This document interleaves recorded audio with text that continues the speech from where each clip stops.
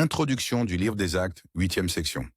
Que Dieu vous bénisse abondamment en ce samedi matin, 5 octobre 2024. Bien sûr, je suis très conscient que le 3 octobre, pendant de nombreuses années, a été reconnu comme l'anniversaire du grand ministère de Victor Paul Virville. D'une certaine manière, je le revendique comme le nôtre, en tant que reste authentique de la grâce de Dieu. C'était la date de la première diffusion radio du Chimes Hour Youth Caravan, caravane de la jeunesse de l'heure des carillons, comme il l'appelait, où un groupe de jeunes gens qu'il avait réunis avec Madame Weirwill de leur église à Van Wert, Ohio, a mis en place une série de chansons entrelacées d'enseignements et de poésie inspirante. Il a été à la radio pendant de nombreuses années. Il est intéressant de noter que le début de ce que le docteur Weirwill appelait son véritable ministère, la voix, a été marqué par une émission radio très intrigante. Plus tard, il était assis avec un membre de son église. Il écrivait un petit magazine appelé The Way, La Voix, et discutait, sachant qu'il devait quitter sa dénomination, et pensait comment il appellerait son nouveau ministère. L'homme assis à côté de lui dans le fauteuil a basculé et lui a dit « Eh bien, Vic, tu as déjà un super nom avec ce petit magazine que tu as publié. » C'est ainsi qu'il en est venu à nommer notre ministère à cette époque, The Way International, La Voix internationale. Eh bien, beaucoup de choses ont changé depuis, mais il est bon de le noter et j'y pense toujours. Je n'en parle pas toujours, car spirituellement, je ne vois pas toujours la nécessité. Peut-être que c'est plus une distraction à certains moments, mais aujourd'hui, c'est dans mon cœur, et chaque 3 octobre, j'en suis très conscient, que je le mentionne ou non. Je suis reconnaissant que nous ayons notre ministère authentique, celui du reste de la grâce, pour continuer le travail magnifique de l'apôtre de notre époque, Victor Paul Virville. Vous savez, dans le psaume 94, il y a une grande admonition qui m'a donné un merveilleux encouragement au fil des ans.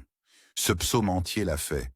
Mais cette grande ligne, je regardais une émission télévisée que j'aime bien, une série sur le câble, et ils ont cité ce verset dans leur lutte du bien contre le mal pour s'encourager face aux méchants de l'histoire. Alors, je me suis immédiatement tourné vers ce passage et me le suis rappelé, et cela m'a vraiment béni. Je l'ai écrit sur un de mes post-it, et le voici, collé dans mon livre Rise and Expansion, à la page 373, là où nous commencerons finalement, alors que nous parcourons la 8e section du livre des Actes. Psaume 94, verset 16. Qui se lèvera pour moi contre les méchants? Un grand défi rhétorique. Vous savez, une question rhétorique est censée stimuler la réflexion, la décision et la résolution. Elle n'est pas destinée à ce que chacun donne son avis personnel en y répondant. Elle est censée stimuler la réflexion, une question rhétorique. Le docteur Virville nous lançait souvent des questions rhétoriques. Allez-vous vous tenir fermement sur cette parole? Allez-vous faire vôtre la parole de Dieu? Allez-vous recevoir, retenir et libérer? Vous voyez, ce sont des questions rhétoriques. Je fais de même parfois. Allez-vous renoncer? Allez-vous retenir? Ou quels sont ces 3 R? Allez-vous renoncer, renouveler et résister? Et bien sûr, cela stimule une décision. Certaines personnes pourraient me dire « Non, je ne le ferai pas ». Certaines pourraient simplement rester en suspens, disant « Nous t'entendrons encore une fois ». Mais ce que vous recherchez, c'est dans le cœur des gens un véritable reste, délivré et échappé, répondant affirmativement, avec une vraie détermination. Une vraie détermination à aller encore plus loin dans leur esprit, avec un engagement dévoué aux révélations de la vérité présente en ce jour et en cette époque. Qui se lèvera pour moi contre les méchants? Bien sûr, les méchants au plus haut niveau sont ceux qui sont nés de la semence du serpent. Oui, monsieur, c'est de cela dont nous parlons. Cela inclurait également ceux qui se font les canaux de l'action des esprits démoniaques. Ou, qui se tiendra pour moi, dit Dieu, contre les ouvriers d'iniquité? Quelle double confrontation rhétorique! Quel merveilleux verset stimulant! Eh bien, ce ne serait pas un excellent titre pour un sermon. Et bien sûr, j'ai toujours, pendant des années, aimé le verset 19. Quand les pensées s'agitent en foule au-dedans de moi, tes consolations réjouissent mon âme. Ce psaume entier est chargé d'une grande perspective sur la manière de se dresser contre notre ennemi. Qui se lèvera? Qui se tiendra? Voyez le parallèle. Pour moi, contre, contre. Le premier mentionne les méchants. Le suivant, les ouvriers d'iniquité. Voyez, ils se répondent. Les ouvriers d'iniquité sont ceux qui alimentent la fausse doctrine. L'iniquité est une fausse doctrine qui trompe. Qui se lèvera? Le défi de la parole pour nous en ce jour et en cette époque. Dans 2 Rois, il y a un récit que le Père a mis sur mon cœur ce matin, alors que je priais au sujet d'une idée que j'avais avec vous. Le reste est la parole. Et j'ai demandé au Père de confirmer l'idée. Avec grâce et miséricorde, il m'a donné cette écriture et me l'a rappelée. Ensuite, je vais vous donner comment je l'ai interprétée pour confirmer cette décision, pour vous et pour moi. Maintenant, Élisée était tombé malade. Nous sommes dans 2 Rois 13, verset 14. Élisée, le grand homme qui a succédé à Élie, dont il était l'aide et l'assistant. Quelle est cette expression? Il versait de l'eau sur les mains d'Élie, ou quelque chose de similaire. Maintenant, Élisée, je ne dis pas que je suis malade. Je ne me compare pas à cette situation de cette manière. Non, non, ne vous inquiétez pas. Maintenant, Élisée était atteint de la maladie dont il mourut. Et Joas, le roi d'Israël, descendit vers lui et pleura sur son visage. Il aimait évidemment l'homme de Dieu. Et il dit, « Mon Père, mon Père ». Une grande base pour le titre du Nouveau Testament de Notre Père dans la parole. Paul se disait leur Père dans la parole, dont notre Victor Paul Vierville, l'apôtre, l'initiateur de la vie nouvelle, est le Père dans la parole. Mon Père, le char d'Israël et sa cavalerie. Une grande référence figurative à la force d'Israël à cause de l'homme de Dieu et de son enseignement.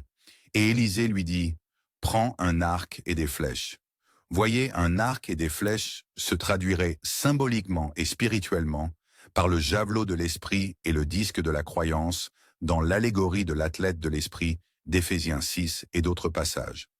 Ainsi, lorsque vous lisez à propos de ceux qui étaient habiles avec des frondes, comme David, il faisait sortir ses ennemis du milieu de sa fronde. Et bien sûr, nous savons qu'il a terrassé Goliath avec l'aide d'une fronde, puis d'une épée, une grande arme avant qu'il n'ait des fusils, des mortiers et de l'artillerie, la fronde. La fronde se rapporte au javelot et au disque, ainsi qu'à l'arc et aux flèches. Vous pouvez très facilement voir la transition d'un soldat du Seigneur à un athlète de l'esprit. Prends un arc et des flèches. Et il prit un arc et des flèches. C'est la réponse à ma prière de ce matin, quand j'ai demandé au Père de vérifier ce que je croyais qu'il me disait de faire dans la semaine à venir. Et il dit au roi d'Israël, « Pose ta main sur l'arc. » Et il, le roi, posa sa main dessus. Et Élisée posa ses mains sur les mains du roi. Waouh, regardez ça, c'est juste magnifique, électrisant. Et il dit, « Ouvre la fenêtre à l'est. » Maintenant, il y a plusieurs façons de voir ces références aux points cardinaux. Beaucoup de fois, quand il est fait référence au nord, cela se rapporte au seul vrai Dieu. Pas toujours. Il faut regarder le contexte. L'Est peut se référer au lever du soleil, ce qui est le plus logique et nous vient à l'esprit. En d'autres termes, l'initiation d'un jour, d'une nouvelle ère, d'un nouveau jour. Cela peut également indiquer les ennemis d'Israël venant de l'Est. Et cela pourrait être une combinaison des deux dans ce cas. Ouvre la fenêtre à l'Est. Bien que probablement, le lever du soleil, initiant une nouvelle ère de croyance et de victoire, soit ce qui en est indiqué. Et il l'ouvrit. Puis Élisée dit, « Tire. » Waouh. Et il tira. Et il dit, « La flèche de la délivrance du Seigneur. » Maintenant, regardez ça, en lien avec le javelot de l'Esprit, qui est la parole de Dieu, et la flèche de la délivrance de la Syrie. Maintenant, je suppose que techniquement, la Syrie est au nord. Donc peut-être que l'Est se réfère davantage à la figure de style du lever du soleil, car tu frapperas les Syriens à Aphek jusqu'à les anéantir. Et il dit, « Prends les flèches. » Et il les prit. Il lui tendit une poignée. Et il dit au roi d'Israël, « Frappe le sol avec un sol maudit, d'où les esprits familiers parlent depuis la terre. Le sol souillé, la nourriture du serpent qui a trompé la femme, qui a ensuite conduit son mari dans la tromperie. Le serpent représente une ruse extraordinaire. Frappe le sol. » Et il frappa 3 fois et s'arrêta. Ce qui signifie qu'il tira 3 flèches. Et l'homme de Dieu fut en colère contre lui et dit, « Tu aurais dû frapper 5 ou 6 fois. » Voyez, cela indiquait la faiblesse spirituelle du roi, qui fut exposé quand il ne réalisa pas pleinement la volonté de Dieu. Tu aurais dû frapper 5 fois, le chiffre de la grâce, ou 6, le chiffre humain. Alors tu aurais frappé la Syrie jusqu'à l'anéantir. Vous voyez, cela se reflète même dans nos vies personnelles. Il ne faut pas s'arrêter à mi-chemin. Recevoir, retenir, relâcher. Vous tirez les flèches nécessaires pour apporter la délivrance. Alors tu aurais frappé la Syrie jusqu'à l'anéantir. Vous savez, la Syrie signifie littéralement élevé ou exalté. Regardez comment cela peut être lié à l'ancienne nature. Lorsque vous élevez ou exaltez l'ancienne nature au-dessus de la nouvelle, vous êtes alors sous l'esclavage, vivant dans la défaite. Vous savez, la parole dit dans 2 Corinthiens, « Puissant par Dieu ». Regardez 2 Corinthiens. Je crois que c'est le chapitre 5, non, c'est 2 Corinthiens chapitre 10. Parfois, je me trompe sur les numéros de chapitres et de versets. C'est toujours bien de les vérifier, n'est-ce pas? Verset 2 de 2 Corinthiens 10. Mais je vous prie que je ne sois pas hardi quand je suis présent avec cette assurance avec laquelle je pense être hardi contre certains, signifiant dans la réprimande. Qui pense de nous comme si nous marchions selon la chair? Voyez, il y avait des critiques contre « Oh, ce n'est que des balivernes du savoir sensoriel ». C'est dans la première épître de Paul. Et il dit « Car bien que nous marchions dans la chair, oui, nous sommes corps et âme, nous ne combattons pas ou ne rivalisons pas selon le domaine corps-âme. Car les armes, les instruments de notre compétition, ne sont pas charnels ou sensoriels, mais puissants par Dieu pour renverser la Syrie, les Syriens dans nos vies, les ténèbres élevées et exaltées dans nos vies. Puissants par Dieu pour renverser les forteresses. Retour à 2 Rois. Il dit, « Tu aurais dû frapper 5 ou 6 fois, alors tu aurais frappé la Syrie jusqu'à l'anéantir. Alors que maintenant, tu frapperas la Syrie seulement 3 fois. » Et Élisée mourut, et ils l'enterrèrent. Regardez au verset 22. « Mais Hazaël, roi de Syrie, opprima Israël tous les jours de Jéhoachaz. » Voyez, Hazaël apparaît dans ce travail sur le livre d'Amos et le feu de Dieu qui consume l'ancienne nature, sur lequel j'ai travaillé de manière unique et diligente dans le premier volume de « Accorder abondamment plus d'honneur ». Hazaël est la signification de cette semence contrefaite du roi serpent, revient, ce qui se rattache au Béréalim de Moab, les fontaines des héros du monde, la semence du serpent, des hommes et des femmes. Donc, quelle était la décision? Eh bien, je venais de faire mes derniers préparatifs pour la connexion et je retournais dans mon petit bureau ici. Et toute la semaine, ces 2 semaines, c'était dans mon intelligence, tandis que je retravaillais et relisais mon livre et que je travaillais à travers de nombreux concepts et vérités que je n'avais jamais abordés auparavant, même à partir de grandes déclarations stimulantes dans ce livre. Je suis conscient de l'ampleur de cette section, la dernière fois que j'ai compté, 325 versets dans la version King James. De loin la plus grande section du livre des Actes et la plus ignorée, mal comprise et mal divisée. Donc, alors que je retournais après avoir fait mes derniers préparatifs pour aborder cela aujourd'hui, parfois on ne peut pas expliquer comment il dynamise ces choses. Parfois, vous entendez les choses plus clairement et vous reconnaissez le sens spirituel par lequel vous avez reçu une révélation.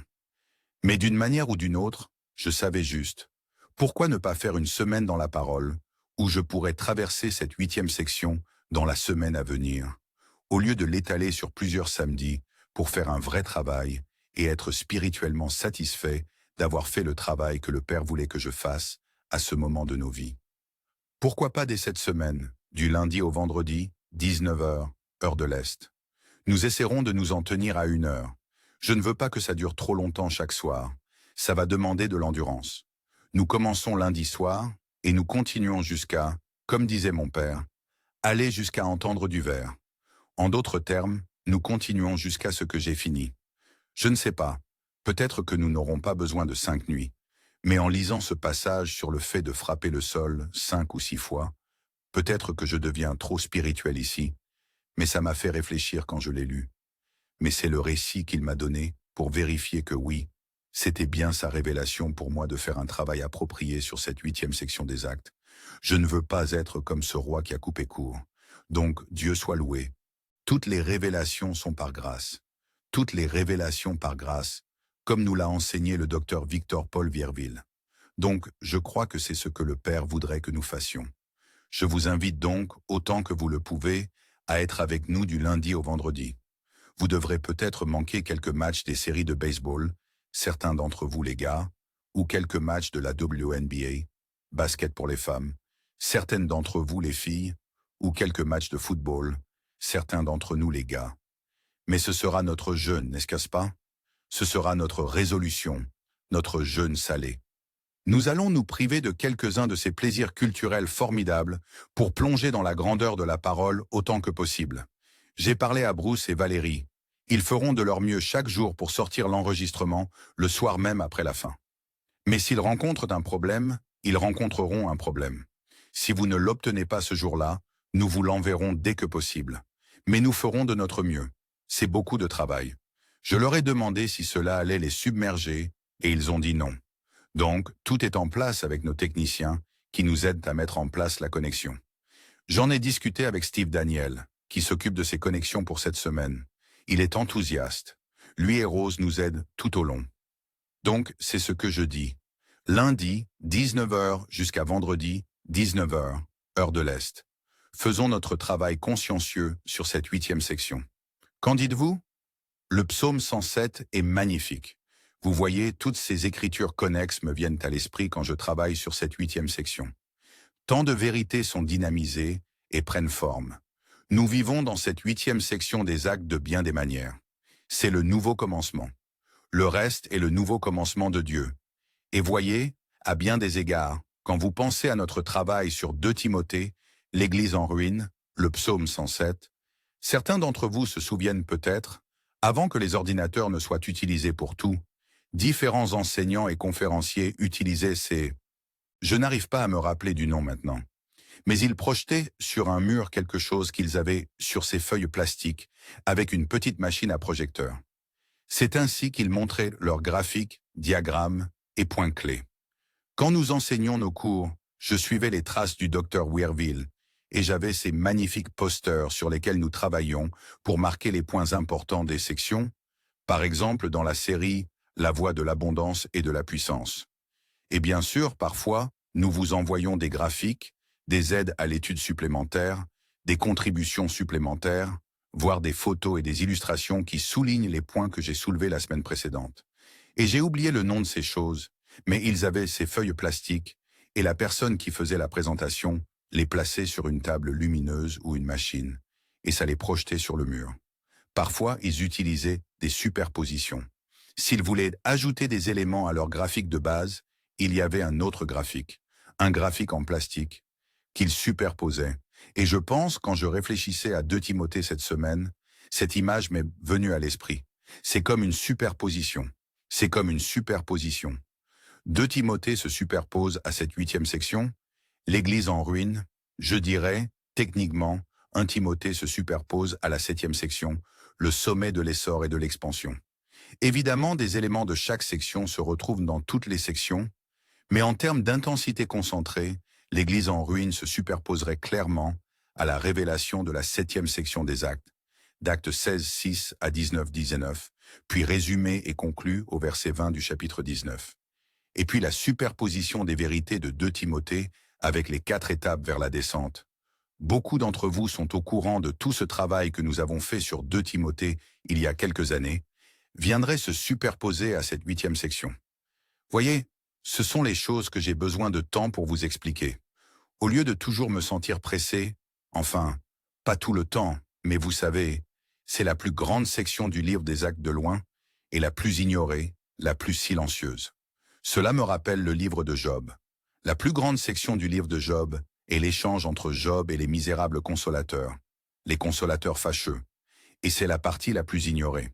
Les gens lisent les 2 premiers chapitres, puis ils sautent au chapitre 42, où il est délivré, et ils ignorent le reste pour la plupart. Vous savez que c'est vrai, et il y a tant d'apprentissage.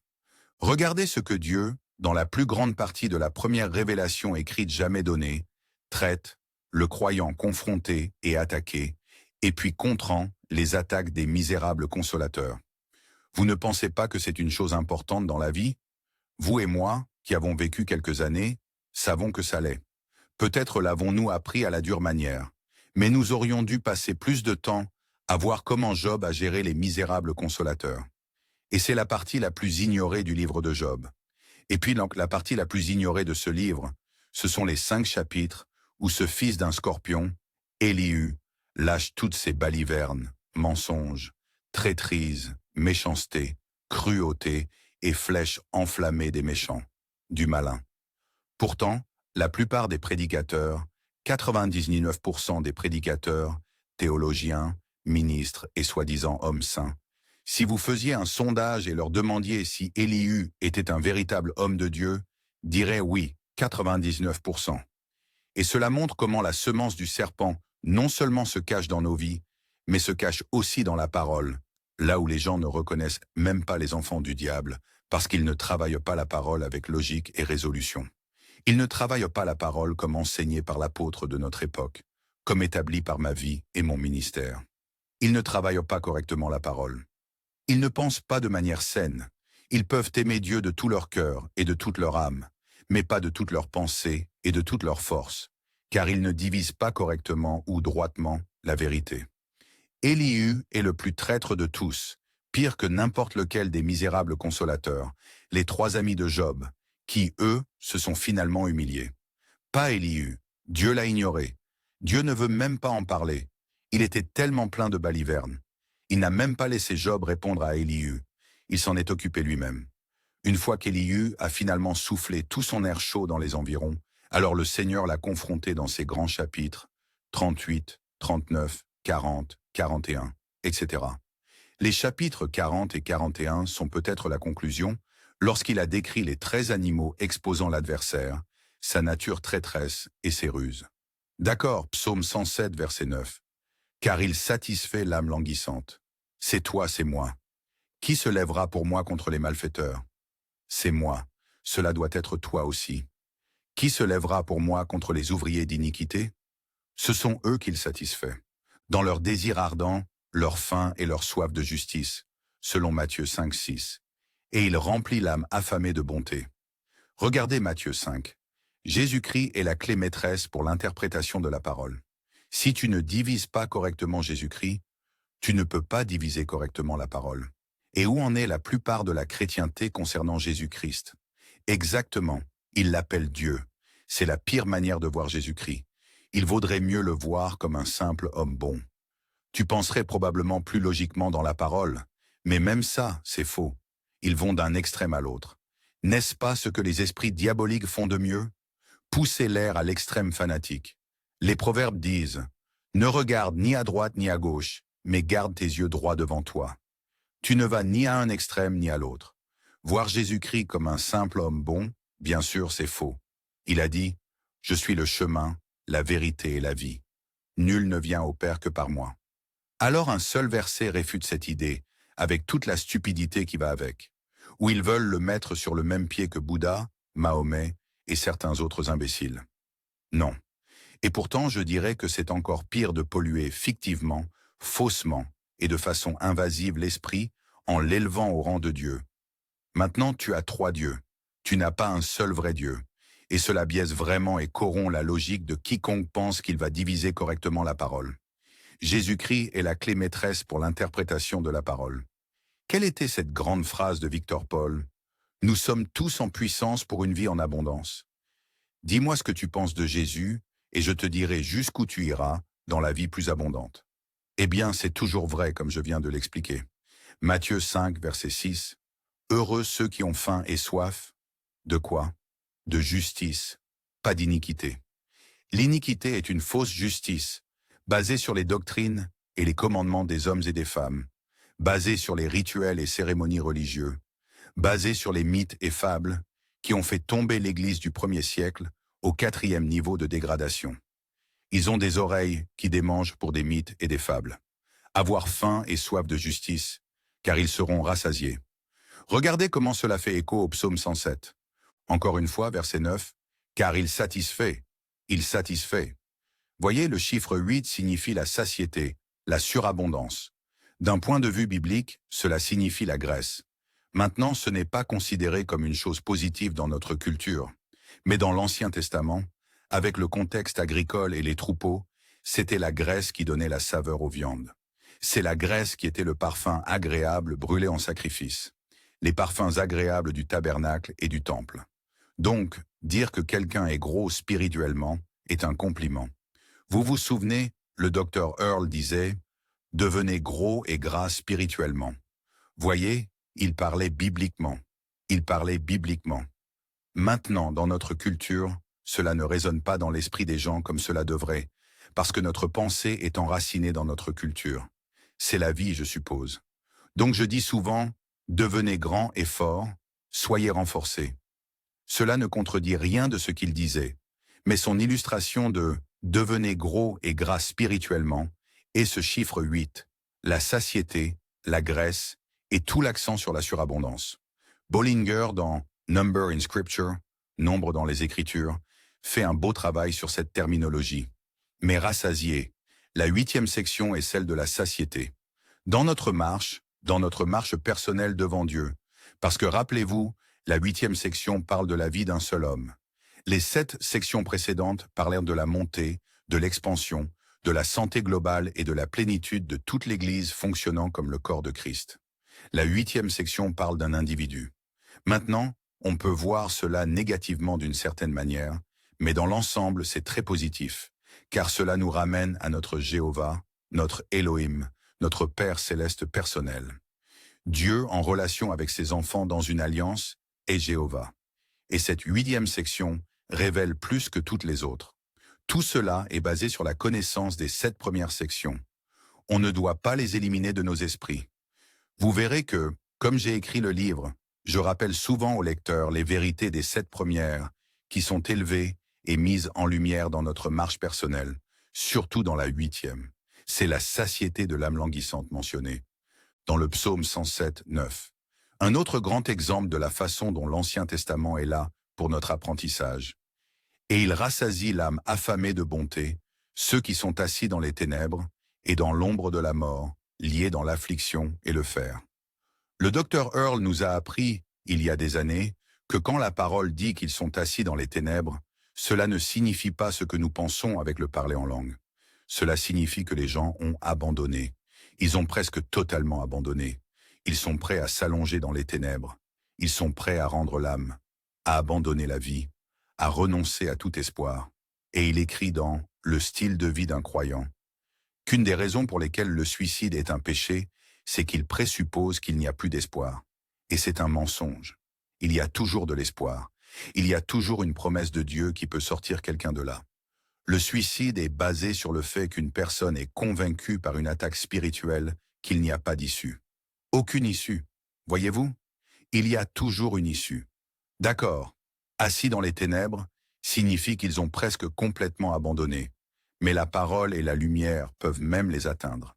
Peut-être que vous, si vous êtes honnête, avez été à un moment dans votre vie où vous étiez prêt à vous asseoir dans les ténèbres. Vous avez juste levé les bras de frustration et d'impuissance. Vous ne voyez aucune issue, mais parce que vous avez gardé quelque chose de vivant dans votre esprit, Dieu a pu vous atteindre et vous amener à ce reste de l'élection de la grâce, ceux qui sont assis dans les ténèbres et dans l'ombre de la mort. Vous savez, l'ombre de la mort. Quel terme menaçant. Elle souffle sur votre nuque. Être lié, c'est ça, dans l'affliction et le fer. Lié. Vous ne pouvez pas bouger. C'est claustrophobe. C'est étouffant. Vous ne pouvez pas respirer. Et si vous vivez assez longtemps, vous affronterez des scénarios comme celui-ci, où l'ennemi vous tente de vouloir abandonner toute résolution, de laisser votre sel perdre totalement sa saveur. Car voici comment ils en sont arrivés là. Ils se sont rebellés contre les paroles de Dieu et ont méprisé le conseil du Très-Haut. C'est subtil, mais quelque part les gens ont abandonné la parole, sont retournés à leur vieille nature et ont élevé leur scierie. Au lieu de tirer 5 ou 6 flèches dessus, ils ont élevé la scierie. Au lieu de renoncer aux 17 agrégats de Moab, les 17 œuvres de la chair de Galates 5, 19, 21. Regardez tout ce qui ressort alors que nous nous préparons même à entrer dans la 8e section. Je suis dans la 8e section. C'est la 8e section. Toute cette vérité s'anime dans une section qui signifie numériquement régénération, réformation, réanimation, revitalisation, recréation, rallumage, résurrection. Regardez tous les mots en R là-dedans. Cela signifie surabondance, satiété, devenir grand et gras comme un parfum agréable pour le Père dans votre marche personnelle. Comme le grand Paul, à travers la 8e section, la conclusion et la déclaration finale, parlant de sa vie, prêchant le royaume de Dieu en tout temps, enseignant les choses qui concernent le Seigneur Jésus-Christ, la clé maîtresse pour l'interprétation de la parole. avec toute audace, toute confiance. La version King James dit « Personne ne l'empêchait ». Mon interprétation littérale est plus proche de la vérité. Aucune influence diabolique n'a pu l'arrêter, car ce n'était pas seulement des personnes qui ont essayé de l'arrêter dans la 8e section. Il a survécu à des tempêtes horribles de 2 à 3 semaines. Il a survécu à des naufrages. Il a survécu à la morsure du serpent le plus venimeux connu de l'humanité à cette époque. Il l'a mordu au bras et il l'a simplement secoué dans le feu. Il ne s'est jamais senti étourdi, n'a jamais ressenti la douleur. Dieu s'est juste occupé de lui. Donc, c'était bien plus que des hommes et des femmes essayant de l'obstruer. C'est pourquoi je sais que ma traduction littérale selon l'usage est bien plus précise, surtout dans cette dernière phrase que la version King James. Parce que dans la conclusion de la section, il a affronté bien plus que de simples attaques humaines. Tu comprends? Oui, on voit. Très bien. Eh bien, c'est pour cela qu'ils se sont rebellés. Ils se sont frustrés. Installés dans l'ombre de la mort, ils ont abandonné une partie de la parole. Tu n'as pas besoin de me dire laquelle, sauf si tu sens qu'il y a une raison de le faire. Mais tu dois savoir ce que tu sais. Où as-tu abandonné? Si tu arrives à ce point où tu es assis dans les ténèbres, prêt à tout abandonner, quelle partie de la parole avais-tu concédé? Avais-tu refusé de croire? T'étais-tu endurci contre des actions d'incrédulité? Ainsi, verset 12, il abaissa leur cœur par le travail. Ils tombèrent, et il n'y avait personne pour les secourir. Cela fait bien sûr référence à l'adversaire ici. Ensuite, ils crièrent au Seigneur dans leur détresse, et il les sauva de leurs angoisses.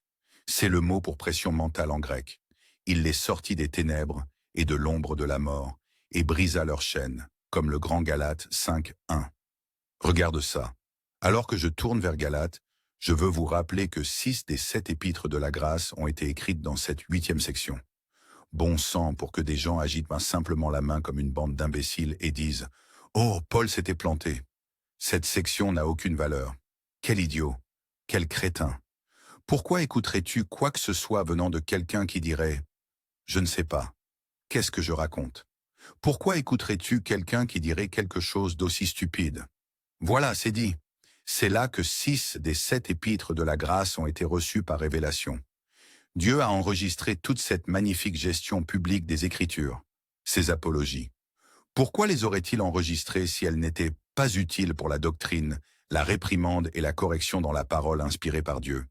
Oui, il a fait une erreur, mais cela nous enseigne aussi comment se relever d'une erreur, quoi faire après, et comment gérer les conséquences en laissant toujours la parole habiter en toi abondamment. Galates 5. Bon sang, les gens sont plus bêtes que bêtes, n'est-ce pas? Verset 1. Demeurez donc fermes dans la liberté avec laquelle Christ nous a rendus libres, et ne vous laissez plus entremêler. D'accord, ils devaient être honnêtes. J'ai été enchevêtré. S'ils ne veulent pas l'admettre, ils ne se relèveront jamais à l'appel de la liberté que cet épître de correction leur offre. Oui, ils étaient enchevêtrés. Ne vous laissez plus enchevêtrer par le joug de l'esclavage. Quelqu'un qui lit ça ou l'entend dire pourrait dire « Eh bien, je n'étais pas enchevêtré. Eh bien, à plus tard, mec. On se voit au tribunal du Christ. Tu régleras ça avec Jésus-Christ au tribunal du Christ. Si tu ne veux pas affronter la parole maintenant, il s'assurera que tu saches que tu étais enchevêtré. Il leur a dit dans le chapitre 3, verset 1, « Ô Galates insensés, qui vous a ensorcelés? Ce sont des esprits démoniaques. Qui vous a maudits? Qui a prononcé des édits démoniaques contre vous que vous avez acceptés, auxquels vous êtes tombés en proie? Qui vous a ensorcelés? Qui a jeté des divinations sur vous? Fausses prières, motivées par des esprits démoniaques. Peu importe comment ils l'appellent. Ils appellent ça des édits, des confrontations, des bulles papales, comme tu veux. C'est certainement des conneries. Qui vous a ensorcelé pour que vous n'obéissiez pas à la vérité? Tu vois? Ils sont enchevêtrés parce qu'ils n'ont pas obéi à la vérité. Nous venons juste de le lire dans le psaume 107. Ne vous laissez plus enchevêtrer par le joug de l'esclavage. Oui, parlant de Jésus-Christ comme la clé maîtresse pour l'interprétation de la parole. Et je viens d'évoquer comment 6 des 7 épîtres ont été donnés par révélation à un grand homme de Dieu, en pleine communion avec Dieu, dans cette section de la 8e nouvelle commencement. Alors, pour que les gens réagissent impulsivement et critiquement au Paul, comme s'il était devenu sans valeur après son échec à Jérusalem, c'est une pure folie. C'est absolument diabolique. C'est un esprit d'erreur. C'est un esprit d'assoupissement. C'est un esprit d'iniquité. Je pourrais en nommer quelques autres, mais c'est déjà assez à digérer. Souviens-toi de ce qu'il dit dans Colossiens 1, 18. Et lui, en référence à Jésus-Christ, l'image de Dieu, l'image du Dieu invisible. Tu vois, les versets 16 et 17 sont une parenthèse se référant au Dieu invisible. Donc le verset 18 renvoie à l'image du Dieu invisible. Il est la tête du corps, l'Église, qui est le commencement, le premier-né d'entre les morts. Alors comment peux-tu me dire que tous ces saints de l'Ancien Testament flottent là-haut au paradis? Il est le premier-né d'entre les morts. Il est le seul être humain vivant dans ce que nous appelons les royaumes célestes. Tous les autres dorment. Tous. Moïse, Élie, Ézéchiel, Daniel, Osée, Joël, Amos, Abdias. Tous. Adam, Ève, Abel. Tous les grands hommes et femmes croyants. Ils dorment. Pareil pour les évangiles. Lazare a été ressuscité d'entre les morts, mais il n'est pas vivant là-haut. Il est mort plus tard. Poussière à poussière, souffle dans l'air. L'esprit est retourné à Dieu pour être en sécurité. Joseph d'Arimathie, il est mort. Arimathie, tous les 12 apôtres, etc. Il est le premier-né d'entre les morts, afin qu'en toute chose, maintenant, cela est sous l'autorité de Dieu. En lui, toute chose subsiste. Il est dit dans 1 Corinthiens 1. Il, Jésus-Christ, doit avoir la prééminence. Cela signifie littéralement tenir la première place. C'est l'un des grands versets qui documente la grande phrase du docteur Vierville. Il est la clé maîtresse pour l'interprétation de la parole. Il est la clé. Pas Moïse. Il est la clé. Même si Moïse a écrit avec précision et a prédit sa première et seconde venue. Pas Ézéchiel. Même s'il avait une portion de l'esprit que Jésus-Christ avait sans mesure lorsqu'il a écrit ses prophéties et révélations. Il doit avoir la prééminence. Tenir la première place. Pas Mahomet, pas Bouddha, pas ces autres soi-disant grands leaders religieux. Même les contemporains de notre époque. Jésus-Christ, pas un Dieu, pas seulement un homme, le Fils de Dieu, le Fils unique de Dieu. Jésus-Christ a la prééminence. Cela est reflété dans la grande déclaration. Prêchant le royaume de Dieu et enseignant les choses qui concernent Jésus. Non, le Seigneur septuple, Jésus-Christ, le messianique, lointe. Il n'est pas dit « enseignant Jésus ». Quel affront pour notre Seigneur Jésus-Christ. Non, il n'est pas dit ça. Parfois, dans la parole, le mot Jésus est isolé, mais c'est pour une raison biblique. Et parfois, c'est une erreur textuelle. Dernier verset du livre des Actes. Garde ton doigt dans Colossiens, s'il te plaît. Prêchant. Le docteur Earl définit la prédication comme l'explication publique des Écritures. C'est tout un art. Parce que cela implique non seulement des déclarations et de grandes affirmations qui te disent en termes généraux ce qui est disponible, mais il y a toujours des éléments d'enseignement véritables dans la vraie prédication. Maintenant, lorsque quelque chose est réduit à un enseignement plus simple, il y a évidemment des éléments détaillés multiples, comme la manière dont j'enseigne ces samedis. Mais il y a aussi un élément de prédication dans ce que je fais. Même si ce n'est pas dominant, il y a un élément de grande proclamation, de grande anticipation, de grande communication aux gens de ce qui est disponible. Et ensuite, nous arrivons à l'enseignement détaillé sur comment l'appliquer à ta propre vie. Prêchant, le royaume de Dieu, cela couvre toutes les époques, les 7 grandes administrations, le paradis, les patriarches, la loi, l'évangile, la grâce, l'apparition ou la révélation, c'est la 6e. Et les nouveaux cieux et la nouvelle terre où habite la justice, c'est la 7e. Il y a 7 administrations. C'est le nombre de la perfection spirituelle. Combien de cieux et de terre? 3. L'un des autres nombres parfaits. Le premier que Dieu a créé, l'adversaire l'a détruit. Dieu a reconstitué le 2e, enregistré dans la Genèse. C'est celui dans lequel nous vivons encore aujourd'hui, le 2e ciel et la 2e terre, qui ne sont pas parfaits, mais suffisamment parfait pour que nous puissions vivre une vie plus qu'abondante. Et pourtant, bien sûr, la destruction de l'ennemi est assez évidente. Parce que dans la 2e administration, le 2e ciel et la 2e terre, je me suis trompé là, dans le 2e ciel et la 2e terre, la majeure partie, l'adversaire est le Dieu de ce monde à cause de la chute d'Adam et Ève. Certains pensent que chronologiquement, le paradis n'a duré Que disons les 7 jours de la création, et qu'Adam et Ève n'en ont profité qu'environ une semaine. Peux-tu imaginer ça? J'ai lu ça quelque part. Je ne me souviens pas que le docteur Earl ait jamais commenté là-dessus. Mais tu sais, beaucoup de chronologie de ce genre est une sorte de supposition éclairée. Je ne sais pas s'il y a une indication dans le texte que cela a duré si peu de temps, mais ça n'a probablement pas duré longtemps avec l'habileté du serpent et sa disponibilité à agir. Mais il est devenu le Dieu de ce monde. Donc, pendant la majorité de ce deuxième ciel et de cette deuxième terre, l'adversaire a été le Dieu de ce monde. Mais même pendant la 6e administration, après le rassemblement, ce sera encore le deuxième ciel et la deuxième terre. Réfléchis-y. Et pourtant, Jésus-Christ reviendra avec nous. Et peut-être, eh bien, il reviendra avec nous. Et il y aura beaucoup de preuves à donner à Israël et l'accomplissement des promesses faites à Israël, y compris un règne de 1000 ans de Christ sur la terre, et le nouveau temple, le temple d'Ézéchiel, reconstruit, qui n'est pas en cours de construction aujourd'hui, et personne ne sait comment le construire, et ils ne le feront pas avant, après le fichu rassemblement.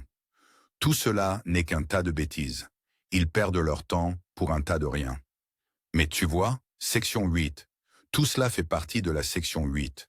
Je n'ai même pas encore commencé à lire le livre. Pas étonnant que le Père ait dit que tu aurais besoin de 5 jours de plus pour terminer cela. Donc, tu es invité. L'invitation est ouverte. Je ne prends pas de présence. Tu es là ou tu n'y es pas. Il n'y a pas de frais d'ailleurs, comme tu le sais. Oh là là, j'entends parler de tous ces gars, comment les appellent-ils? Des hommes d'affaires qui sont payés d'énormes sommes d'argent pour aller conseiller quelqu'un sur la façon de diriger leur entreprise. Ces conférenciers, ces gars célèbres, sont payés des sommes incroyables pour venir parler lors d'une stupide soirée d'après-dîner, raconter quelques blagues idiotes et dire quelques banalités stupides, et on les paye 1000 $ pour 1 heure de leur temps. Eh bien, il a magnifié sa parole au-dessus de tout son nom. Je ne demande pas ça. Mais quelle est la valeur de tout ça? Quelle est la valeur de tout ça? Non seulement dans ton esprit, ta vie, ton corps, ta famille, tes finances et tes émotions en ce moment, mais pour l'éternité, pour ta récompense éternelle. Quelle est la valeur de tout ça? Tu ne pourrais pas payer pour ça. Alors n'essaie même pas. Tout ce que je demande, c'est d'obéir à la parole sur la dîme et le partage abondant. C'est tout.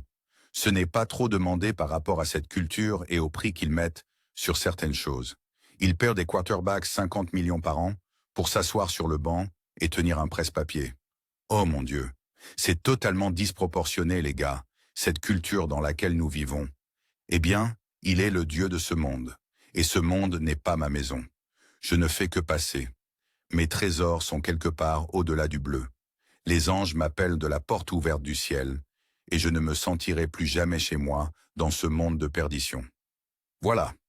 La partie musicale de notre programme est maintenant terminée. Est-ce que j'ai lu ce que je voulais lire? Je ne m'en souviens même plus. Colossiens. Retournons à Colossiens parce que je sais que je veux lire. En toute chose, il doit avoir la prééminence. Tenir la première place.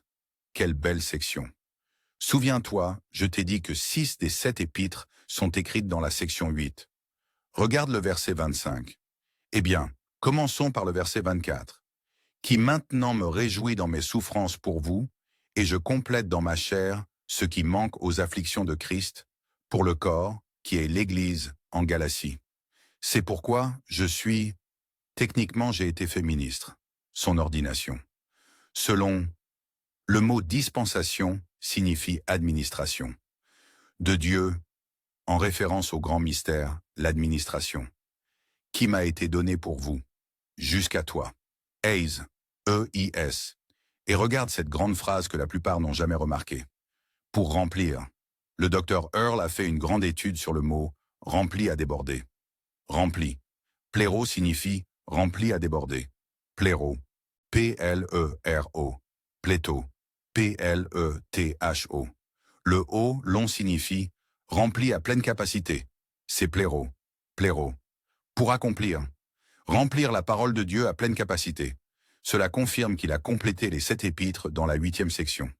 Ici, il écrit cela depuis Rome. Il a accompli la parole de Dieu. Beaucoup disent qu'il existe toutes sortes d'autres écritures écrites par des hommes, comme l'Évangile selon Thomas. C'est un texte célèbre qui parle de Jésus-Christ d'enfant faisant des miracles pour impressionner ses amis. C'est une pure fiction. Autant lire une bande dessinée sur Thor et les Avengers que de lire ces bêtises. C'est tout un tas d'infiltrations diaboliques. Le terme technique est pseudépigraphie. Pseudépigraphie. Faux écrits. Faux écrits. Ils ont bien nommé ça. Pseudépigraphie.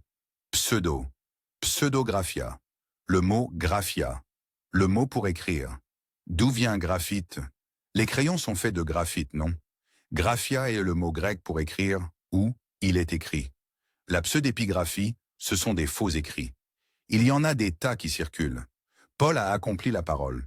Il n'y a pas d'autres épîtres à ajouter à vos épîtres de base sur la grâce.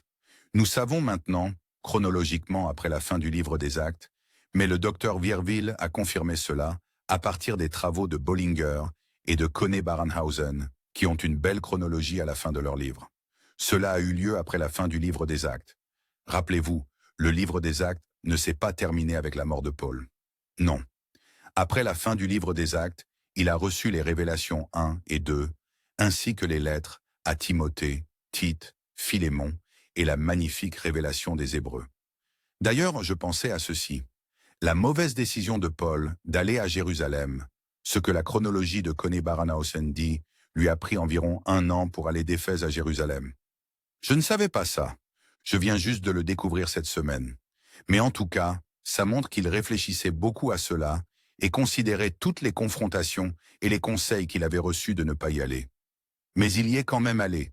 On y reviendra peut-être quand nous aborderons le livre. Je sais ce que j'essayais de terminer plus tôt. Il y a 7 administrations. Il y a 3 cieux et terre. Mais le 3e ciel et la 3e terre ne commencent pas au moment du rassemblement. Tu vois, il est important de réfléchir à ces distinctions pour rester clair sur les administrations. Parce que les vérités bibliques auxquelles nous devons adhérer disent, premièrement, de bien comprendre à qui cela s'adresse concernant l'administration. Ensuite, deuxièmement, les versets difficiles doivent être interprétés à la lumière des versets clairs sur le sujet. Et enfin, troisièmement, l'interprétation et l'application doivent être faites en fonction de la personne à qui cela s'adresse, qu'il s'agisse de Judéens, de gentils ou de l'Église de Dieu. Tout cela doit être pris en compte. Et tu ne peux pas tout mélanger. Tu dois penser de manière distincte pour bien diviser la parole de vérité. As-tu déjà remarqué? Il y a 7 administrations. Il y a 3 cieux et terre.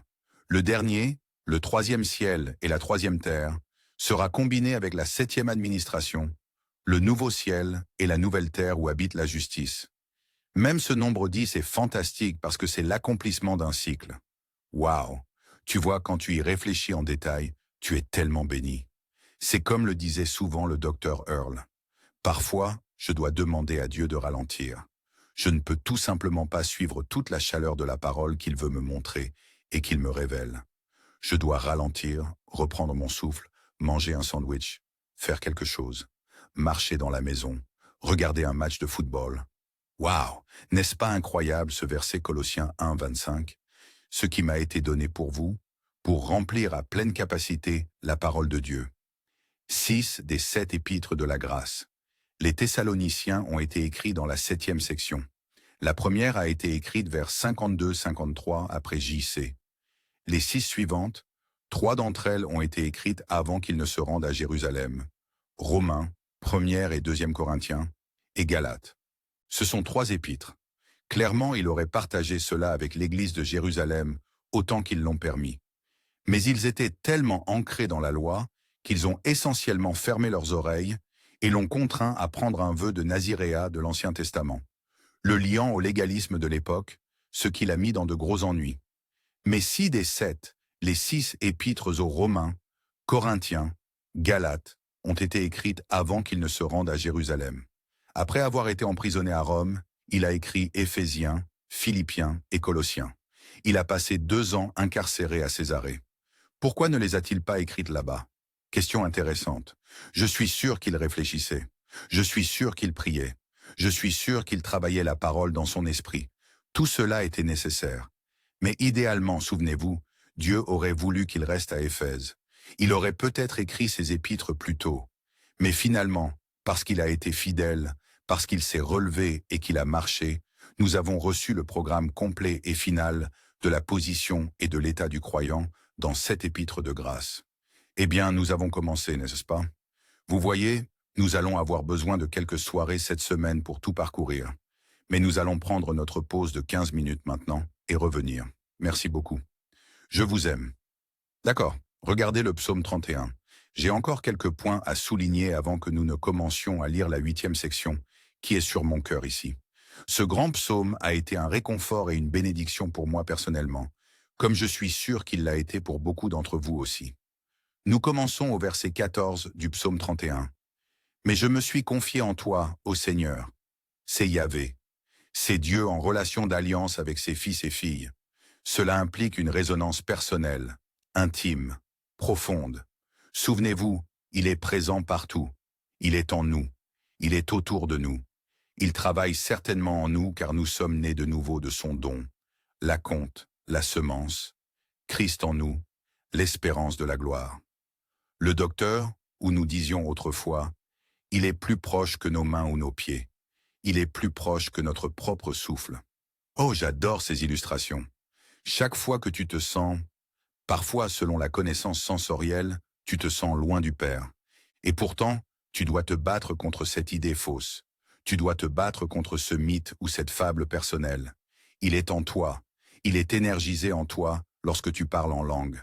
Chaque promesse de Dieu est disponible heure après heure selon le besoin que tu as. Mais je me suis confié en toi, ô Yahvé. J'ai dit, tu es mon Elohim, Dieu le Créateur. Et bien sûr, comme je le dis souvent, chaque fois que je lis Elohim maintenant, je pense immédiatement au fait de parler en langue. Parce que tu te souviens du grand passage d'Ésaïe 57.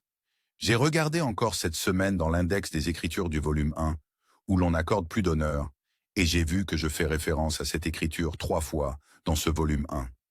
Je n'ai pas vérifié le volume 2, mais je le fais probablement aussi dans celui-là.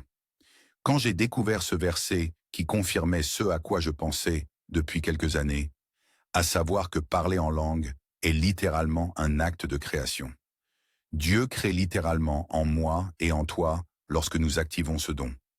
Voici le verset qu'il a confirmé dans Ésaïe 57, verset 19. Je crée, créer. D'ailleurs, j'ai documenté cela. Cela doit probablement être raconté à nouveau.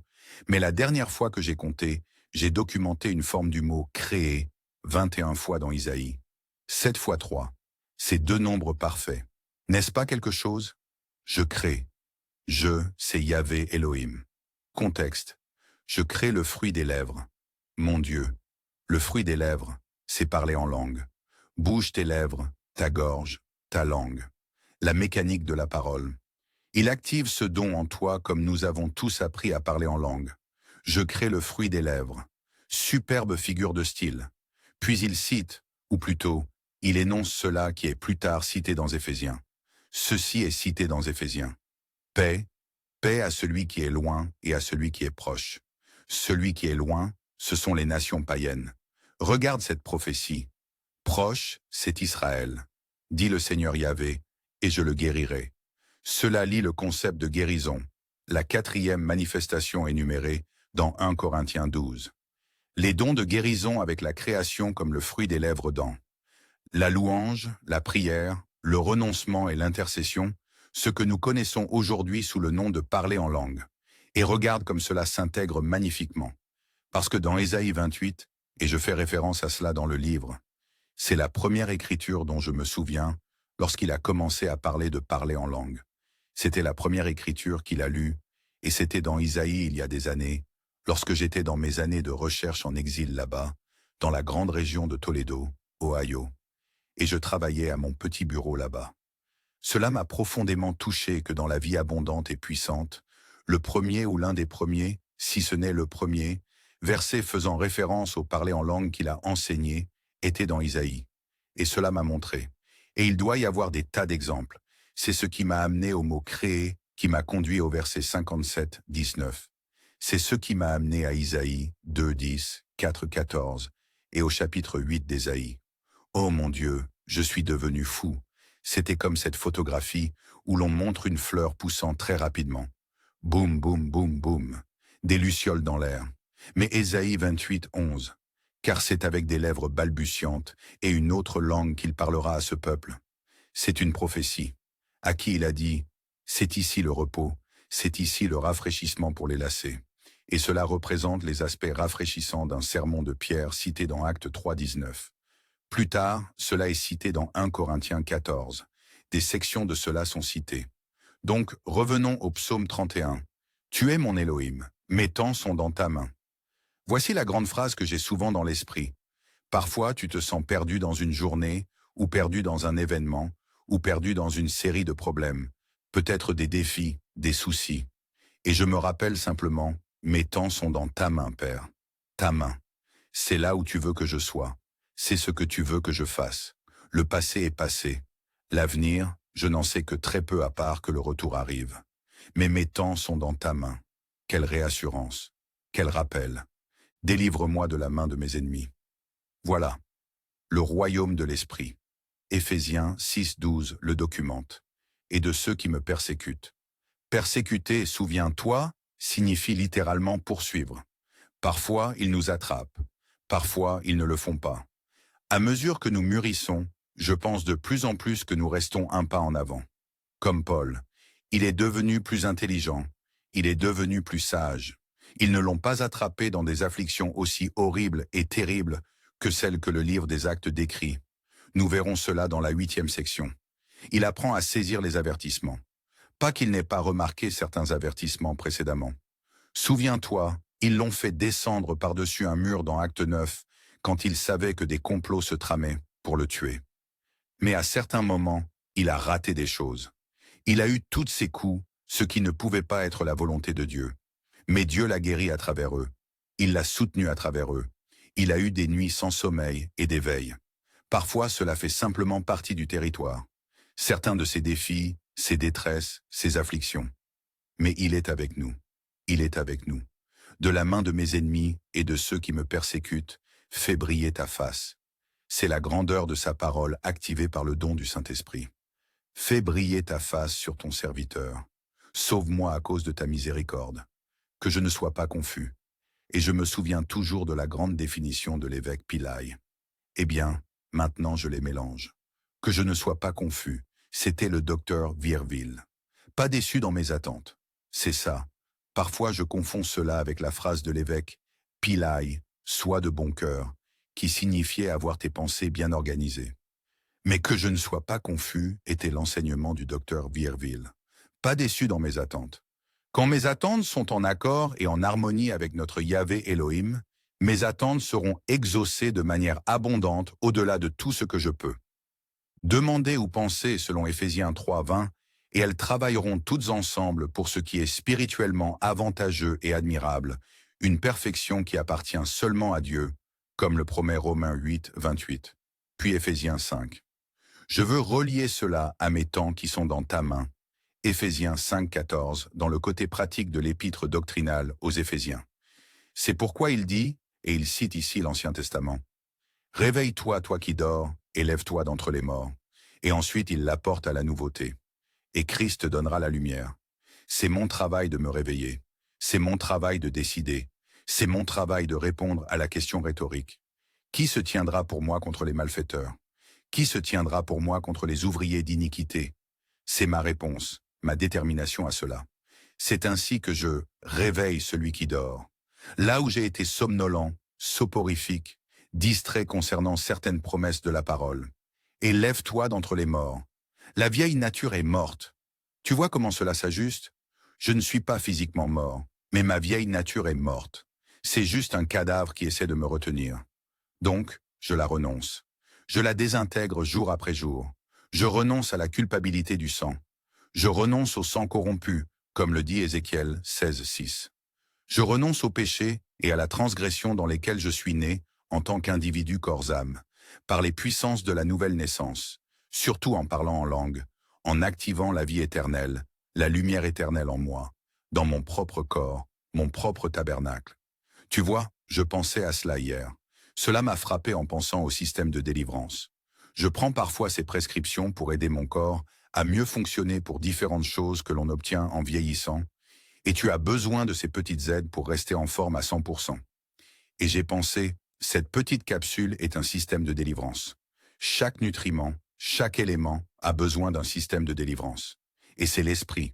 Le don est le système de délivrance des promesses de Dieu. Oui. Oh, cela me rappelle quelque chose que j'ai appris cette semaine. Je ne peux pas passer à côté sans te montrer cela, n'est-ce pas? Tous ceux qui sont d'accord pour que je te montre cela, tourne-toi vers 2 Corinthiens 1. Tous ceux qui sont opposés, allez juste dormir. 2 Corinthiens 1. Ne te réveille pas d'entre les morts. Un système de délivrance. Tu sais, j'ai ce tabernacle. L'excellence du pouvoir demeure dans ce corps et cette âme avec leurs limitations, et pourtant avec leur magnificence. Car il a adapté la lumière de la vie éternelle pour fonctionner dans mon corps et mon âme contaminée. Parle du travail d'un artisan. Parle d'être le chef-d'œuvre de Dieu. Il a adapté une partie de lui-même, la lumière de la vie éternelle, et s'il l'avait raté d'une iota, dès que je suis né de nouveau, j'aurais explosé. Je n'aurais pas pu le supporter. Mon corps entier aurait explosé. Eh bien, devenons nés de nouveau. D'accord, à plus tard. Boum, on se voit à la réunion. Mais il a adapté ce don de l'esprit pour fonctionner comme une nature intérieure omniprésente et pour avoir un potentiel que je dois, par choix de libre arbitre, animer, initier et enflammer en parlant en langue et en croyant dans la parole écrite. L'esprit est le système de délivrance des promesses de Dieu. C'est comme ça que ça marche. Et une autre illustration que je pense que cela va te bénir. Regarde celle-ci. Quelque chose m'a rappelé ce grand verset cette semaine. Mais 2 Corinthiens 1, verset 18, dit « Mais comme Dieu est vrai, en fait, le texte est fidèle. Notre parole à votre égard n'était pas oui et non, car le Fils de Dieu, Jésus-Christ, qui a été prêché, voici ton mot, kérouzo, par nous, même par moi et Sylvanus, Silas et Timothée, n'était pas oui et non, mais en lui, en Christ, c'était oui. Encore une fois, il les sort du légalisme de la loi. La loi est non, non, tu ne dois pas, tu ne dois pas. Et bien sûr, dans leur juste proportion, ce sont de bons avertissements. Mais l'essence du légalisme, lorsque les commandements faits par l'homme prennent le dessus sur ces défis basés sur la loi, est de transformer le négatif, le transformant en restriction, affliction, suffocation et incarcération. Pour tous, verset 20, les promesses de Dieu en lui, en Christ, et cela implique l'activation de ce don, sont oui et en lui, amen, à la gloire de Dieu par nous. Maintenant, celui qui nous établit avec vous en Christ vous a dit et nous a oint. Voici le don en manifestation, l'onction. Une autre façon figurative d'exprimer cela. Je fais un peu de travail là-dessus dans l'un de mes livres sur l'onction et l'immersion, probablement en vivant dans la section sur l'eau, qui nous a aussi scellé et donné l'avance, le gage, le dépôt du Saint-Esprit, en minuscule 2A, dans nos cœurs. Tu vois, le oui et l'amen sont tous liés à l'activation du don. Et je ne sais pas si j'y avais déjà pensé auparavant, mais c'était une nouvelle pensée pour moi. Du moins, si j'y avais déjà pensé, je l'avais oublié. Le oui et l'amen. Le oui et le déchomai, reçu avec soumission. Tu dis oui lorsque tu entends la parole.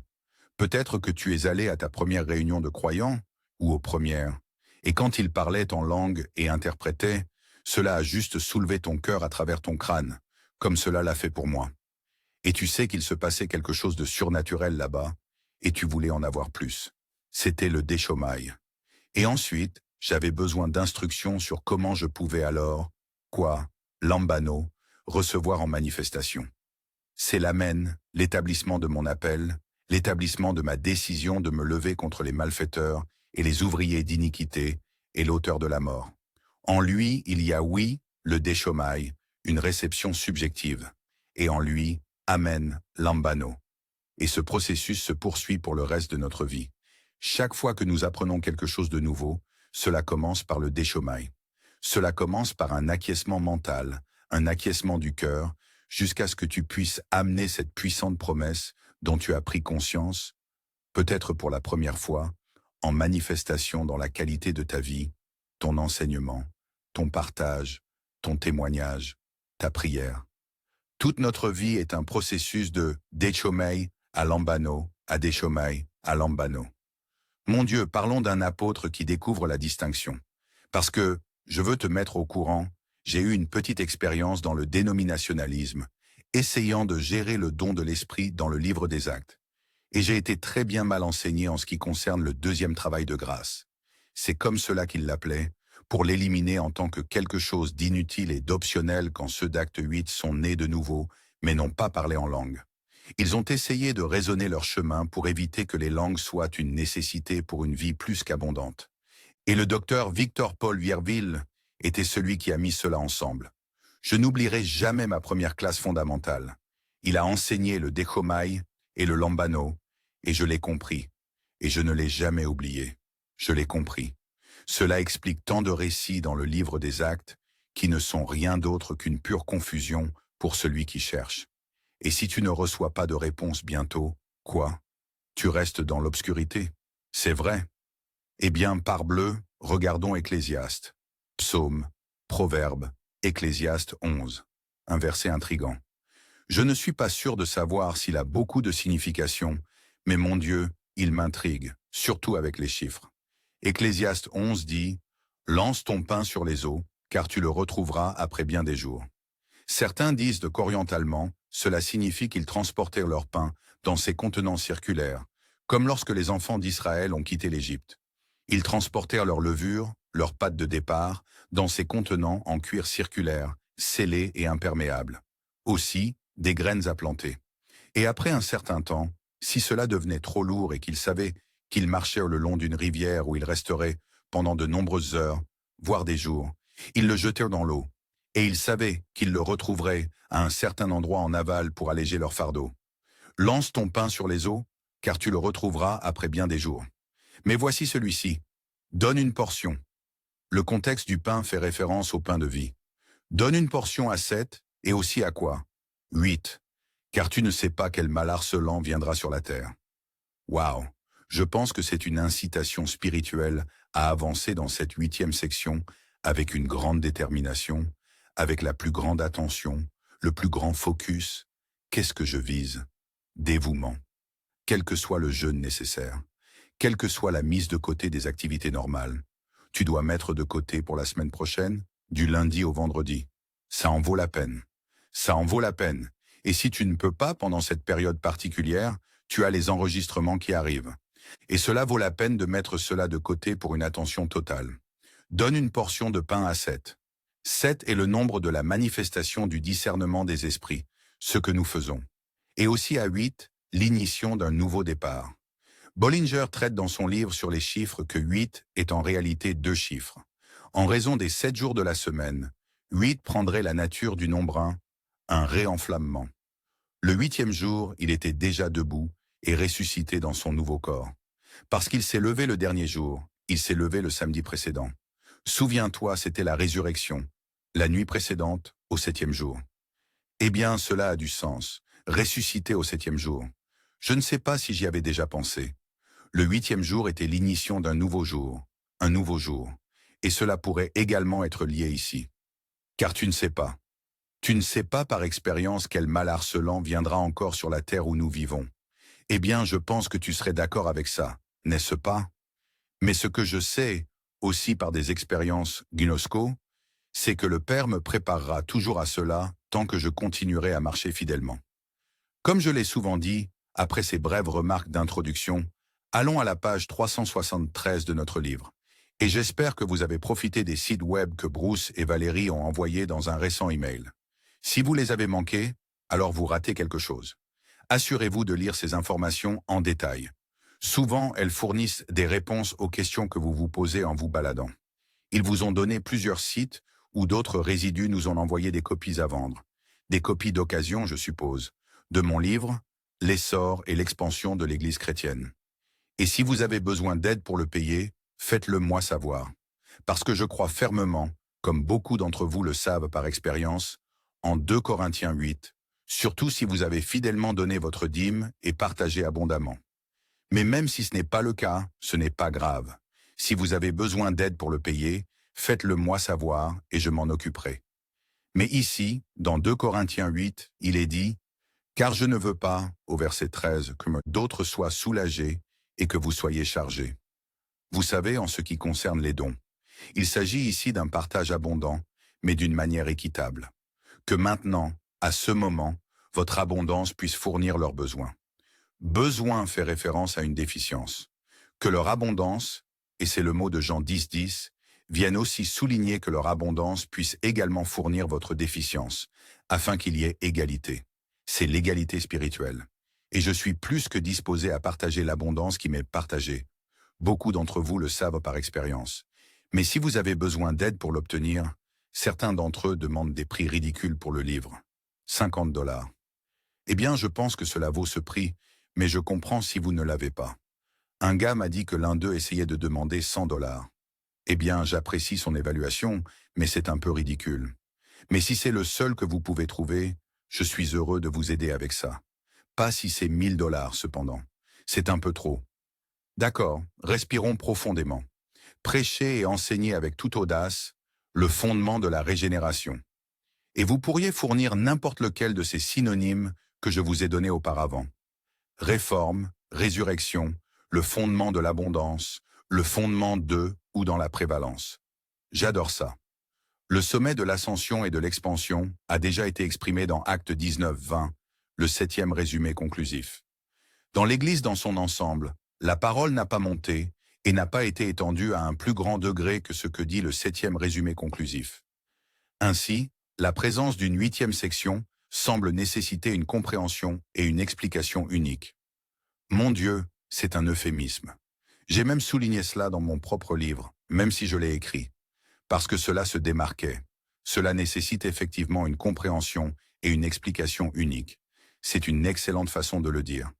Toute écriture est profitable, et chaque parole de Dieu est pure. Cette plus grande de toutes les sections dans les actes doit avoir autant de signification spirituelle et d'importance pour les bien-aimés de Dieu que n'importe quelle autre section. Maintenant, regardez comment quelques phrases vous rappellent tant de vérités fondamentales. Toute écriture est profitable. 2 Timothée 3, 16, 17. Et comme je le lis personnellement, je me rappelle combien c'est profitable. Pour la doctrine, pour la réprimande, pour la correction, qui est l'instruction dans la justice. Voilà ce que je recherche tout au long de la 8e section. La profitabilité dans la doctrine, la réprimande et la correction, ce qui me permet de vivre justement. Vous voyez, je fixe mes objectifs personnels dans mon étude. Chaque parole de Dieu est pure. Je pense que c'est dans le psaume 45. Vous pouvez vérifier, mais je pense que c'est là. Sinon, c'est Jean 17, 17 dans la prière de Jésus-Christ à Gethsémanée. C'est un bon passage dans la même catégorie. Cette plus grande de toutes les sections dans les actes, et voyez, je dis plus tard, importance pour les bien-aimés de Dieu, cela vous ramène au premier verset. Ô Théophile, ô bien-aimé de Dieu, le plus illustre, le plus excellent. Je pourrais même revenir et lire dans ma préface ou mon avant-propos l'explication du mot Théophile. Il n'apparaît que dans la préface du livre de Luc et du livre des Actes, ce qui relie que le rédacteur du livre des Actes, l'auteur, est Dieu, mais le rédacteur était le grand médecin bien-aimé Luc, dont on parle si hautement. Même dans les derniers jours du reste debout à la fin de 2 Timothée, il est toujours aux côtés de Paul. D'accord. La clé réside dans la considération de cette section par rapport aux 7 autres. Oui, c'est une tâche énorme, mais je ne peux me rappeler que ce dont je me souviens. Dieu sait quand vous faites de votre mieux. Parfois, vous voudrez revenir en arrière, relire et vous rappeler des qualités de vie qui ont été intégrées dans l'Église par l'ascension et l'expansion à travers les 7 sections. Et cela vous aidera à lire avec une meilleure clarté de compréhension la 8e section. Parfois, vous y penserez simplement, et parfois je le soulignerai au fur et à mesure que nous avancerons. C'est votre décision. Vous et le Père. Il est votre enseignant personnel, il est votre enseignant privé. Maintes fois avec moi, j'ai essayé de traverser toute cette section, et il m'arrête juste et me demande de rechercher un tas de versets sur un sujet. Je les ai écrits partout dans mes marges. Nous pourrions le faire ou pas. Je devrais juste prendre cette décision spirituelle au fur et à mesure. Mais maintenant que je sais que j'ai 5 jours de plus devant moi, eh bien, je pourrais en faire beaucoup plus. Bibliquement, le nombre 8 signifie régénération et nouveau commencement. La 8e section prend ses caractéristiques par rapport au reste des actes. Dieu, dans sa prescience, savait que dans les générations suivantes, les croyants préoccupés par les paroles circulant dans le monde et l'ascension et l'expansion auraient besoin d'une section, soulignant un nouveau commencement et la régénération. C'est vrai, même de notre temps, après la parole prévalente. Bien sûr, si je devais réécrire une édition, je dirais dans ces jours du reste de l'élection de la grâce. Les principes trouvés dans cette section ravivent la vitalité des croyants. Voyez, c'est le nombre 8, la véritable Église de la grâce. Lorsque la parole doit être réinitiée et reconstruite dans une génération et un temps. J'ai ajouté quelques notes ici, intégrées de manière plus complète dans le tissu et la qualité de vie. Atteindre le sommet de la prévalence, à son tour, est une fondation pour se lancer dans la prochaine section. Cette 8e section, que pensez-vous de cette manière intéressante de la considérer? Les 7 précédentes, conclues dans la 7e, sont une fondation pour se lancer dans la suivante. Je pense que nous devrions lire ce grand passage dans Romains 11. Rappelez-vous, il n'y a que 2 endroits dans la parole où le terme « reste » apparaît, du moins sous cette forme nominale, dans les épîtres. Il peut y avoir des formes verbales, comme « rester » et ce genre de choses. Je ne sais pas si j'y ai déjà travaillé auparavant. Je devrais le faire. Mais Romains 11, verset 1, dans cette section parenthésée entre les chapitres 9 et 11, s'adresse aux croyants juifs et gentils, ce qui incluait la formule pour la nouvelle naissance dans le chapitre précédent. Je dis donc, Dieu a-t-il rejeté son peuple? Que Dieu nous en préserve. Car moi, dit Paul, je suis aussi un Israélite de la descendance d'Abraham, de la tribu de Benjamin. J'adore ces faits autobiographiques qu'il insère par révélation. Dieu n'a pas rejeté son peuple qu'il a connu d'avance. Rappelez-vous, il savait que nous croirions depuis avant la fondation du monde, comme il est dit dans Éphésiens 1, verset 4. Quoi? La version King James dit « préconnaître ». Ne savez-vous pas ce que dit l'Écriture? Voici ce mot « écriture ». Graphia. Délit? Question? Voyez, c'est une question rhétorique qui stimule la réflexion. Écriture. J'aurais pu me tromper là-dessus. C'est écrit comme graphia. Je ne sais pas. Nous allons vérifier. C'est Élie. Oui, Élie. C'est la translittération grecque Élias, d'Élie, le premier. Comment il intercède auprès de Dieu contre Israël? Regardez ça. Cela signifie qu'ils avaient été infiltrés par le leadership de la semence du serpent et par des esprits diaboliques dans des positions influentes. Il a prié contre Israël en disant, c'est dans 1 Roi 19, « Seigneur, ils ont tué tes prophètes et renversé tes autels. » C'est quelque chose que Jésus-Christ a établi quand il a confronté les pharisiens. Vous avez tué tous les prophètes. D'Abel à Zacharie, leur a-t-il dit lors de ses confrontations dans Matthieu et dans Luc. Étienne l'a réitéré. C'est pourquoi ils sont devenus si follement en colère et meurtriers contre lui quand il les a confrontés dans Acte 7. Et je suis resté seul, et il cherche ma vie. Mais que dit la réponse de Dieu à lui? Waouh, je me suis réservé. Regardez comme c'est personnel.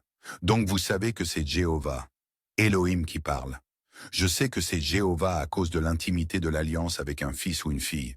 Je sais que c'est Elohim parce qu'il fait référence prophétiquement à ceux qui naîtront de nouveau, parleront en langue et resteront fidèles à travers la ruine de l'Église, continuant à marcher fidèlement dans un reste. J'ai réservé pour moi 7000 hommes qui n'ont pas. Maintenant, hommes ferait référence à des croyants matures, hommes et femmes, qui n'ont pas ployé le genou. Waouh! Voyez, cela signifie évidemment, même de notre temps, que ployer le genou est très compréhensible. Cela signifie s'engager, s'asservir dans un sens négatif à une autorité, à l'image de Baal. Ah, Baal n'a vraiment pas besoin du mot « image », parce que Baal est une puissance vivante, une toute catégorie d'esprit diabolique. Baal de Moab laisse une niche, un rebord ou un accès à Baal que votre ancienne nature a tendance à rechercher, que vous renoncez lorsque vous parlez en langue. Maintenant, les 7000, je suis sûr que c'était littéralement vrai du temps d'Élie. Ils ne le savaient pas.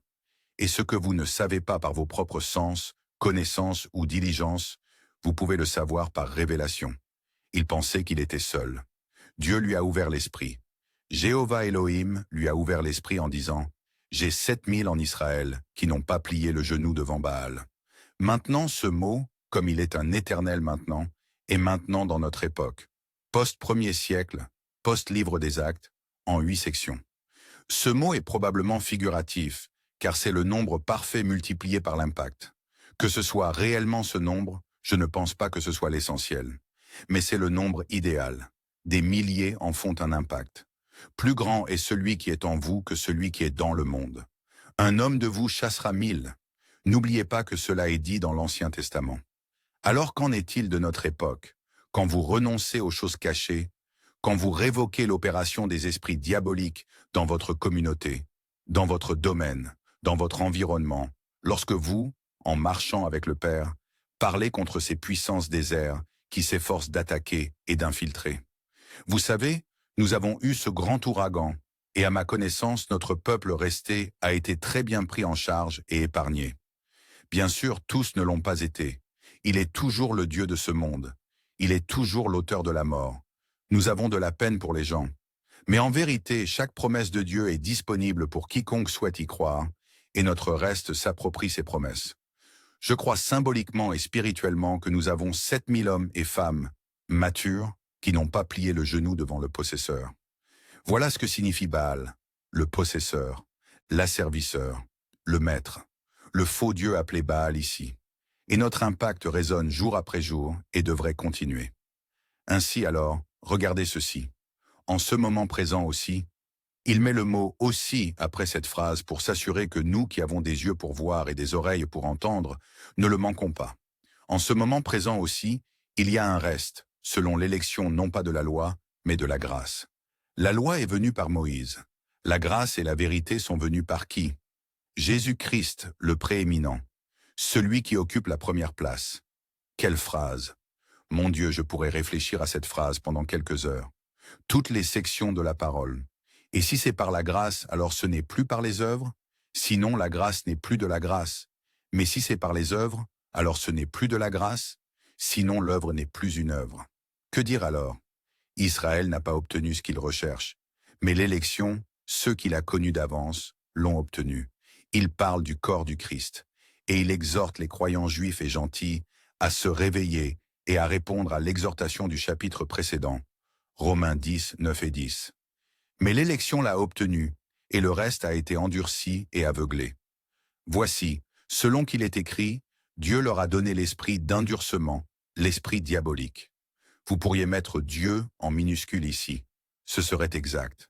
De sommeil, cécité spirituelle, stupeur, endormi à l'interrupteur, yeux soporifiques pour qu'ils ne voient pas, et oreilles pour qu'ils n'entendent pas, concernant la grâce, la nouvelle naissance, la seigneurie septuple de Jésus-Christ.